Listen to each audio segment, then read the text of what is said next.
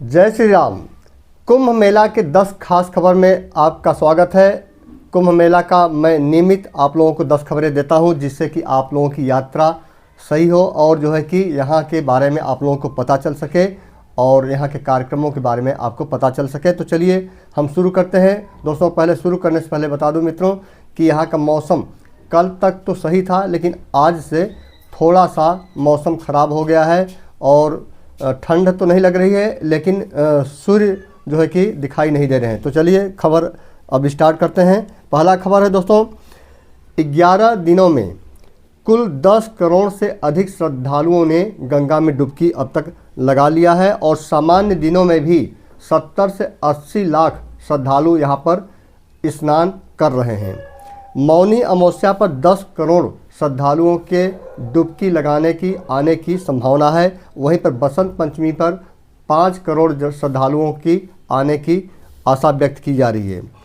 दूसरी खास खबर है दोस्तों, मौनी अमावस्या को परखने के लिए, उसकी तैयारियों को परखने के लिए माननीय योगी आदित्यनाथ जी कल जो है कि फिर आएंगे, जिससे कि मौनी अमावस्या बसंत पंचमी को लेकर के जो कुंभ मेला में तैयारी की जा रही है मेला प्रशासन के द्वारा, उसका जायजा ले सकें।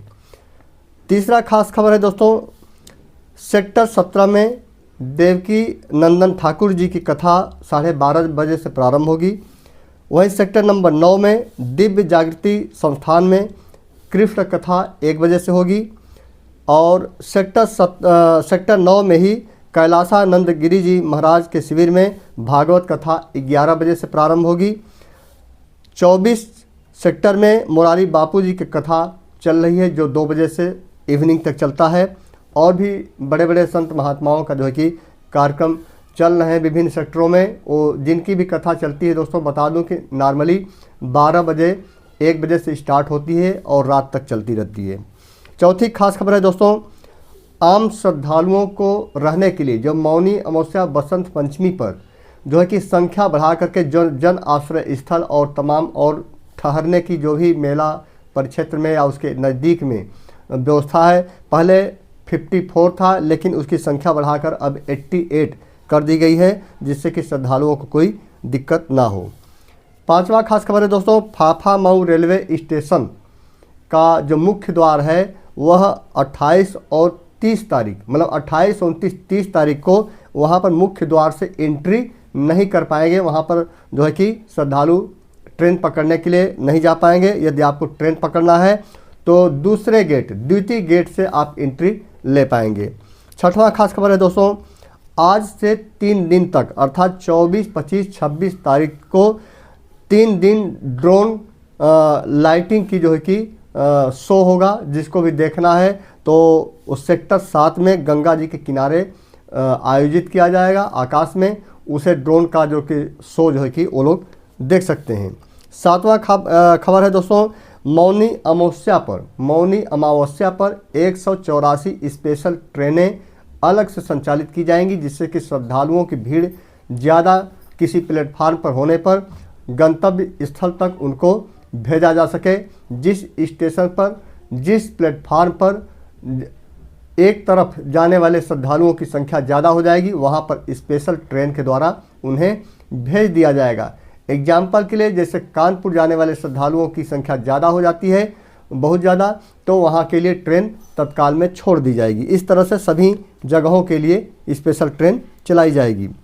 8वां खास खबर है दोस्तों, महाकुंभ मेला में पहली बार श्रृंगेरी शंकराचार्य विधु शेखर भारती जी का जो है कि आगमन हुआ है और 25 से 26 जनवरी का शास्त्रार्थ, यहाँ पर विभिन्न धर्माचार्यों के बीच शास्त्रार्थ का सभा का आयोजन किया जाना है और वह आयोजन मध्य प्रदेश के एकात्म धाम मंडपम में होगा।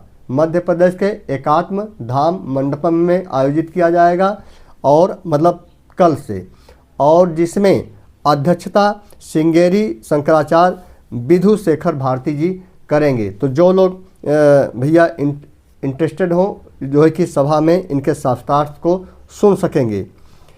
9वां खास खबर है दोस्तों, मुरारी बापू जी की कथा निरंतर चल रही है। जिस श्रद्धालु को इनकी कथा सुननी है Parmarth Niketan sector number 24 aryl घाट में जाने का कृपा करेंगे। और जो है कि इनकी कथा दोपहर लगभग 2-2:30 बजे से स्टार्ट होती है और इवनिंग तक, शाम तक चलती है।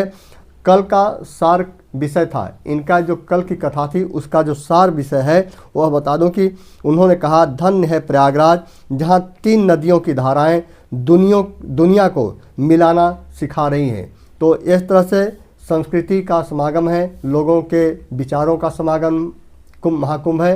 तो इसी पर जो है कि उनका कल का सत्संग केंद्रित था। 10वां खास खबर है दोस्तों, मोदी योगी महाकुंभ के मुख्य यजमान होंगे। दोस्तों, अखिल भारतीय अखाड़ा परिषद के जो अध्यक्ष हैं रविंद्र पुरी जी, उनका कहना है कि हमारे जो महाकुंभ लगा है उसके जो मुख्य यजमान हैं वह माननीय योगी जी और माननीय मोदी जी। तो यजमान से दक्षिणा के तौर पर उन्होंने कहा कि मैं सनातन बोर्ड को मांगूंगा। अब देखते हैं कि उनकी मांग, उनकी दक्षिणा पूरी होती है कि नहीं होती है। दोस्तों, 2 खबर और सुना दूं, 10 खबर वैसे हो गई है लेकिन ज़रूरी है।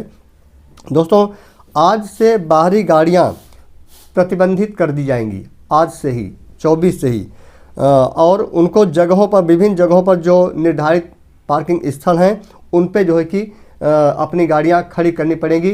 तो ये निर्धारित स्थल कौन से हैं, निर्धारित पार्किंग स्थल कौन से हैं? 7 मार्ग हैं प्रयागराज कुंभ मेला में आने के लिए, झूसी मार्ग, नैनी मार्ग, रीवा, चित्रकूट, कानपुर, लखनऊ, तो जौनपुर। तो इन मार्गों से जो गाड़ियां आने वाली हैं तो उनको जो है कि आज से ही प्रतिबंधित कर दी जा रही हैं। और शहर के बाहर जो पार्किंग स्थल बनाए गए हैं वहाँ पर जो है कि गाड़ियाँ पार्किंग होंगी। और वह कौन कौन सी पार्किंग स्थल हैं दोस्तों, मैंने वैसे इस पर वीडियो पोस्ट कर दिया हूँ पहले, थोड़ा काफ़ी दिन पहले, लेकिन मैं आज जो है कि इस पर भी वीडियो एक अलग से पोस्ट कर दूंगा, जिससे कि जो श्रद्धालु नहीं देख पाए हैं तो वो श्रद्धालु, कुछ परिवर्तन भी हुआ है तो वो परिवर्तन के साथ ये वीडियो अपडेट के साथ देख लेंगे, जिससे कि आपको तत्काल में पता चल सके कि किस तरफ से आ रहे हैं और तो गाड़ियाँ कहाँ पर खड़ी करनी होंगी। वहीं पर शहर के लोगों को भी गाड़ियां पार्किंग के लिए भी जगह बताऊंगा इसी एक वीडियो में। तो जल्द ही ये वीडियो आज ही लाने वाला हूं और पोस्ट करूंगा। और 12वां खबर है दोस्तों, थोड़ा सा नागा सन्यासी यूट्यूबरों से परेशान। तो नागा सन्यासी जो है कि बहुत से यूट्यूबर दोस्तों, हज़ारों की संख्या में इसमें कुंभ मेला में विभिन्न शहरों से लोग आ गए हैं, चूँकि यहाँ पर ये महाकुंभ इसमें ट्रेंड में चल रहा है। ऐसे में हज़ारों यूट्यूबर यहाँ महाकुंभ मेले में आ गए हैं। और उनको खास बात है कि ऐसे यूट्यूबरों को यहाँ की कला, संस्कृति और यहाँ की परंपरा के बारे में पता नहीं होता है। और नागा सन्यासी जो साधना करते रहते हैं उनसे कैसे बात की जाती है उनको पता नहीं होता है, और डायरेक्ट जाकर के अजीब व गरीब क्वेश्चन करने लगते हैं। तो ऐसे में नागा सन्यासियों का जो साधना है उसमें विघ्न पड़ रहा है। और जिसके कारण उन्होंने अखिल भारतीय अखाड़ा परिषद के जो अध्यक्ष हैं रविंद्र पुरी जी, उनसे नागा सन्यासियों ने शिकायत की है। और रविंद्र पुरी जी मेला प्रशासन अधिकारी से शिकायत किया है और मेला प्रशासन अधिकारी द्वारा आश्वासन दिया जा रहा है कि ऐसी कोई हरकत अब नहीं होगी। तो इस तरह से दोस्तों ये यूट्यूबरों के द्वारा उनको कला संस्कृतियों के बारे में, यहाँ के परंपराओं के बारे में बहुत से लोगों को पता नहीं है। तो मेरा ऐसे यूट्यूबरों से दोस्तों रिक्वेस्ट है कि कम से कम अपने वीडियो को चलाने के लिए, अपने व्यू बढ़ाने के लिए, अपने सब्सक्राइबर बढ़ाने के लिए, अपने पैसे कमाने के लिए कम से कम इन परंपराओं को न बेचें। एक ऐसी अनुशासन लाइन होनी चाहिए, जो रेखा होनी चाहिए, जिस रेखा को एक लक्ष्मण रेखा एक तरह से होती है, जो कि मिलने का एक प्रक्रिया होती है, उनसे मिलने का एक ढंग होता है, प्रश्न पूछने की भी एक प्रक्रिया और एक परंपरा होती है, एक संस्कृति होती है। उसको जाने बगैर जो है कि उनसे जो है कि जाकर प्रश्न करने लगते हैं। ऐसे में जो है कि ये ठीक उचित नहीं है। ऐसे में पहले अखाड़ों के बारे में, उनकी कला संस्कृतियों के बारे में, उनकी परंपरा के बारे में, उनके अनुशासन के बारे में, उनकी साधना पद्धति के बारे में पहले समझें, तो फिर उनके बारे में आप कुछ बोलने का प्रयास करें। बिना कुछ जाने डायरेक्ट जो है कि एक इंटरव्यू लेने के लिए, उनकी फ़ोटो चोरी छिपे खींचने के लिए जो है कि लोग, मैं भी दोस्तों ऐसा कर सकता हूं, लेकिन मेरा किसी वीडियो में ऐसी कोई चीज़ नहीं देखेंगे जिसमें बिना अनुमति के कोई इस तरह का वीडियो जो है कि बनाया गया हो। तो इन सब चीज़ों का ध्यान रखना चाहिए, न कि केवल अपना ही उद्देश्य पूरा करने के लिए लोगों की साधना में विघ्न करना चाहिए। तो दोस्तों, अगले वीडियो में एक नई जानकारी के साथ फिर मैं आता हूँ। जय श्री राम।